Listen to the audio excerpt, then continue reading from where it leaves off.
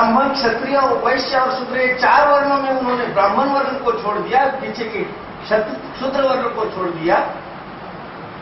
क्षत्रिय के घर में जन्म लिया और वैश्य के घर में उनका पालन पोषण किया। उन्होंने चारों में से 2 सेंटर चुना है। पहला ब्राह्मण को भी छोड़ दिया, निचला शूद्र को भी छोड़ दिया, और बीच के जो 2 वर्ण है क्षत्रिय और वैश्य, उनको चुना। उसमें भी क्षत्रिय के घर में वसुदेव के घर में जन्म लिया। वसुदेव देवकी की कोख में वसुदेव के घर में क्षत्रिय वंश में जन्म धारण किया। और इस वृंदावन के राजा जो नंद राजा थे, जो वैश्य थे, गोले, उनके घर में उनका पालन पोषण किया। यानी 2 माता तो वो एक भजन सुना है आलोक जी का, जटुरा जी का, वो बोलते हैं यशोदा को तो मालूम है कि ये मेरे पास बाहर से लड़का आया हुआ है, और दोनों का जब संवाद होता है, मैं नहीं माखन खायो, मैया मोरी मैं नहीं माखन खायो, और आखिरी जब मानती नहीं, यशोदा मैया मानती नहीं, तेरे मुंह को लगा हुआ है, तूने खाए। उस वक्त श्री कृष्ण भगवान जी ऐसा एक उसके अंतःकरण पर आघात करते हैं कि मैं तेरा बेटा नहीं हूं, इसीलिए तू तो ऐसे बोल रही है जैसे मैं तेरा बेटा ही नहीं हूं। और उस वक्त अभी तक वो उनके शब्दों में वो बोलते हैं कि तब तक तो कृष्ण जी बोलते, श्री कृष्ण जी बोलते हैं कि मैं नहीं माखन खायो, और यशोदा कहती कि तू ही माखन खायो, और उसके बाद सब पासा पलट जाता है। और जब श्री कृष्ण जी बोलते हैं यशोदा को कि अगर तुम मेरे ऊपर ऐसा आरोप कर रही है तो फिर शायद कदाचित मैं तेरा बेटा नहीं हूं, तेरा बेटा अगर मैं होता तो मेरे ऊपर ऐसा आरोप नहीं करता। और ये बात तो कोई भी माता सह नहीं सकती।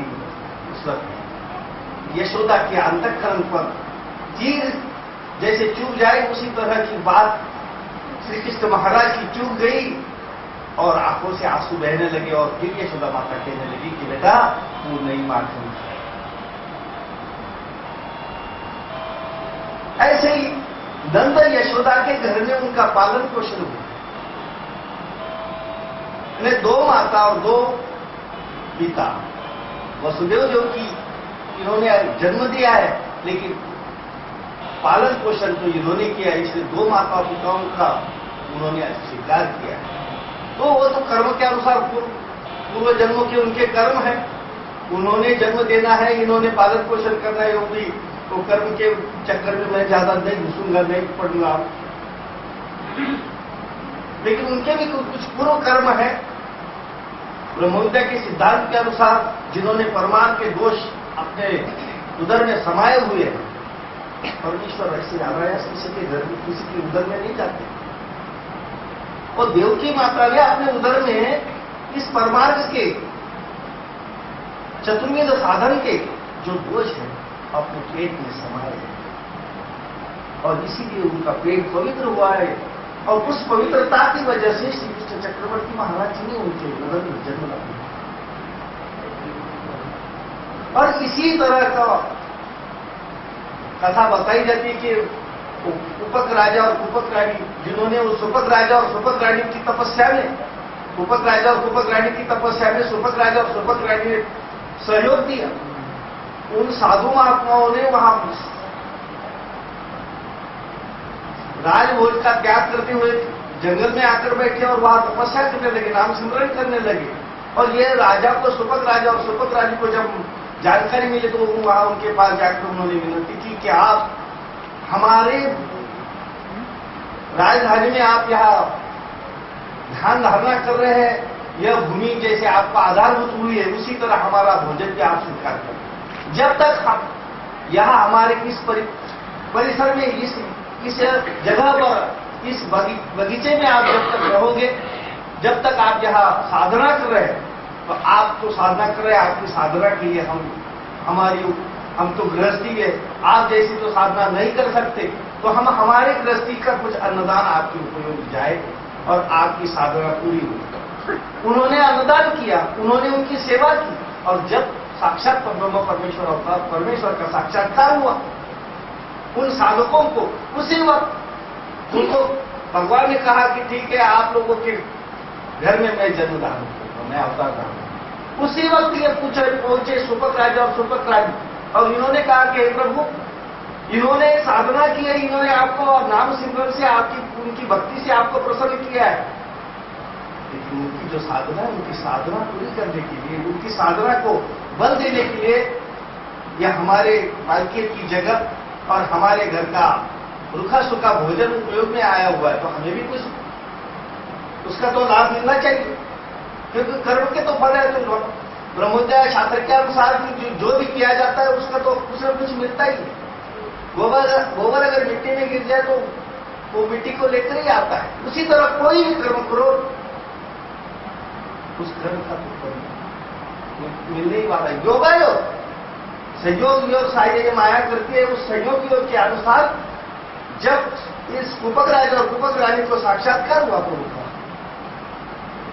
उस वक्त योगायोग अनायास ही सुपक राजा और सुपक रानी वहां पहुंची और उनको भी वहां साक्षात्कार हुआ, और उसी वक्त उनको प्रभु ने बताया कि इनके घर में मैं जन्म धारण करूंगा, लेकिन आपके घर में मेरा बचपना बीतेगा।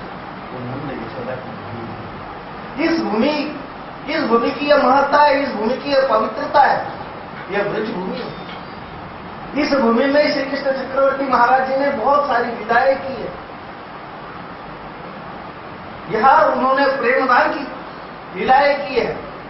ऐसे ही यह पवित्र भूमि, इस पवित्र भूमि में श्री कृष्ण चक्रवर्ती ने जन्म धारण किया हुआ, और उनका जो जन्म है, उस जन्म में उन्होंने, जो मैंने बताया कि सेंटर चुना, उन्होंने अपने जीवन में अगर बारीकी से देखा जाए तो उन्होंने मध्य चुना, उन्होंने सेंटर चुना। उनका जन्म और कर्म दिव्य है।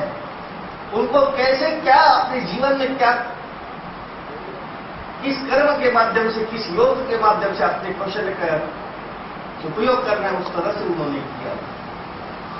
श्री कृष्ण चक्रवर्ती जी का जो जीवन है, उन्होंने जब, देखिए कितनी विशेषता है, अगर क्या कोई थोड़ी बहुत गड़बड़ हो जाए, कुछ आवाज आ जाए तो हम डिस्टर्ब हो जाएंगे, मैं बोल नहीं पाऊंगा, आप सुन नहीं पाओगे।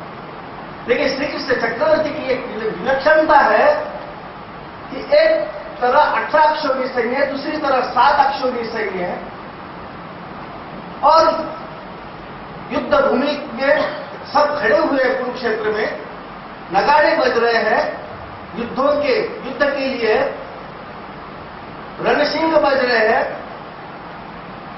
पशु, हाथी, घोड़े, पशुओं की आवाजें आ रही है। ऐसे माहौल में श्री कृष्ण भगवान जी ने गीता का तत्व ज्ञान बताया। दुनिया का कोई भी सैद्धांतिक, कोई भी विद्वान, कोई भी ज्ञाता तन्हाई के बगैर निरूपण नहीं कर सकता। लेकिन इतने भीड़ भाड़ वाले वो माहौल में श्री कृष्ण भगवान जी ने अर्जुन जी को गीता बताई। गीता कहाँ बताई, कहाँ सुनाई? जब श्री कृष्ण भगवान जी को अर्जुन जी बोलते हैं, हे प्रभु, अभी युद्ध की तो तैयारी हो चुकी है, दोनों ओर से दोनों सैन्य खड़े हुए हैं, तो मुझे, क्योंकि अर्जुन जी का रथ का सारथ श्री कृष्ण भगवान जी कर रहे थे, हे प्रभु, मेरा रथ दोनों सैन्यों के बीच में लेकर चलो, मेरे से लड़ने के लिए कौन कौन आए हुए उनको मैं देखना चाहता हूं। सेनयोर भयोर मध्य रथो स्थापयते यावदेता निरीक्ष्य हम जो दुकामान वस्तिता। मैं युद्ध की कामना से कौन कौन आए हुए हैं और मुझे किनसे युद्ध करना है, मेरे से युद्ध करने के लिए कौन कौन आए हुए हैं, उनको मैं देखना चाहता हूं। इसलिए दोनों सैन्यों के बीच में मुझे लेकर चलो। और श्री कृष्ण भगवान जी ने वो रथ दोनों सैन्यों के बीच में लेकर गए और वहां जाने के बाद जब अर्जुन ने सब पितामह भीष्म जी को देखा, गुरुवर द्रोणाचार्य जी को देखा, कुलगुरु कृपाचार्य जी को देखा, अपने चचेरे भाइयों को देखा तो मोहग्रस्त हो, और मोहग्रस्त होने के बाद नीचे बैठ गए। और जब वो हाथ का धनुष्य नीचे रखकर जब सर को पकड़कर अर्जुन जी नीचे बैठ गए, तो उनको उद्युक्त करने के लिए, युद्ध के लिए नहीं, कोई गलत फहमी ना करे कि श्री कृष्ण भगवान जी ने अर्जुन को युद्ध के लिए उद्युक्त नहीं किया, अर्जुन जी को अपने कर्तव्य के लिए उद्युक्त किया। युद्ध करो इसीलिए नहीं उद्युक्त किया। अर्जुन का कर्तव्य क्या है? अर्जुन का कर्तव्य था, क्षत्रिय का क्या कर्तव्य होता है, ब्राह्मण का कर्तव्य क्या है, वैश्य का क्या कर्तव्य है, शूद्र का क्या कर्तव्य है, उसी तरह क्षत्रिय का क्या कर्तव्य है, तो हमारी भूमि की रक्षा है। हमारे सैनिकों का क्या कर्तव्य है, मिट्टी का क्या कर्तव्य है कि हमारे देश की सीमा का संरक्षण करो। उसी तरह अर्जुन जी को अपना कर्तव्य याद दिलाने के लिए, हे अर्जुन उठो, अपने कर्तव्य को याद में रखो। इसलिए श्री कृष्ण भगवान जी ने उनको द्वैव्यम मास गम पार्थ नहीं तत्व पद्धति क्षुद्रम हृदय दौर्बल्यम त्यक्तिष्ठ पर, किस तरह से उनको उद्युक्त करने के लिए प्रेरित किया, और वो प्रेरित करने के लिए कोई जगह जो कौन सी चुनी, उस माध्यम से उन्होंने दुनिया का सबसे महान तत्व ज्ञान वहां बताया।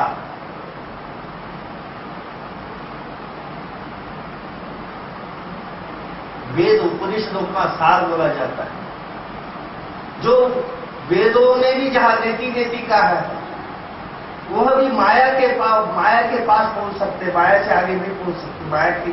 माया के आगे उनका ज्ञान नहीं है।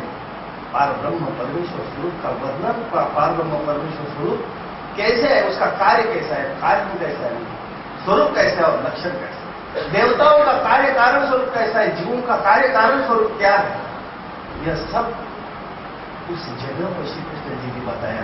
वो जगह कौन सी है? वह मध्य है। एक तरफ कौरवों का सैन्य, एक तरफ पांडवों का सैन्य है। दोनों सैन्यों के बीच में युद्ध भूमि में श्री कृष्ण चक्रवर्ती ने, श्री कृष्ण भगवान जी ने गीता तो ज्ञान अर्जुन जी को बताया। श्री कृष्ण चक्रवर्ती का जो जीवन है तो अत्यंत विलक्षण है। वो हमारे स्वामी जी श्री चक्रधर महाराज जी ने बताया कि उनके जीवन की जो विलक्षणता है, उनका जन्म कर्म चमे दिव्यम एवं जो व्यक्ति कर। स्वतः श्री कृष्ण चक्रवर्ती बोलते हैं कि योग कर्म सुकौशल, हर एक व्यक्ति ने उनके जीवन के हम कृष्ण भक्त है, केवल उनकी आरती करे, उनकी आराधना करे, उनका नाम सिमरन करे, बस इतने नहीं, भक्ति सीमित नहीं है। हम जिनके भक्त है, जिनकी हम आराधना करते हैं, उनका जीवन, उनके जीवन का प्रतिबिंब हमारे जीवन में प्रतिबिंबित, उनका आदर्श हम अपने जीवन में आचरण करने का प्रयास करें। यही सच्ची भक्ति है, यही सच्ची साधना है, यही पूरी आराधना है। इसीलिए उन्होंने अपने जीवन में जो योग कर्म कौशल्य से योग कर्म का उपयोग किया, वह हमारे जीवन में उनके जीवन के कर्मों की कौशल्यता हमारे पधारे, हमारे में आए। उन्होंने अपने जीवन में सब आगे की बात आज कर दी, कल का काम आज। उन्होंने अपने जीवन में जीवन चरित्र, श्री कृष्ण चक्रवर्ती के जीवन चरित्र में देखा जाए तो सब उन्होंने कौशल्यता से सब। महाभारत का युद्ध होने वाला है, मैंने टालने का प्रयास किया तो भी टलने वाला नहीं है, और उसको टालने का कितना भी प्रयास किया तो भी दुर्योधन नाम का एक ऐसा अहंकारी, लोभी, स्वार्थी और कुलघाती व्यक्ति पैदा होने वाला है। वो युद्ध को टाल नहीं सकता, वो हमारी बातें समझ नहीं सकता, उसका अधिकार ही नहीं। और इसीलिए महाभारत की तभी मेरे भक्तों की जो भी सत्य है, यत्र योगेश्वर कृष्ण यत्र पार्थो धनुर्धर तत्र श्रीर्यो बुद्धि ध्रुवानी तिर्मति मम, जो सत्य की राह पर चलने वाले हैं उनकी विजय हो। इसीलिए उन्होंने पहले रास्ता साफ करने का प्रयास किया। उन्होंने नियोजन, उनके जीवन में नियोजन है, उनके जीवन में संयोजन है, उनके जीवन में आगे की सोच है। जब गांधारी का विवाह हुआ था, गांधार देश की कन्या गांधारी, गांधारी का मतलब देश की कन्या गांधारी, गांधारी का विवाह हुआ था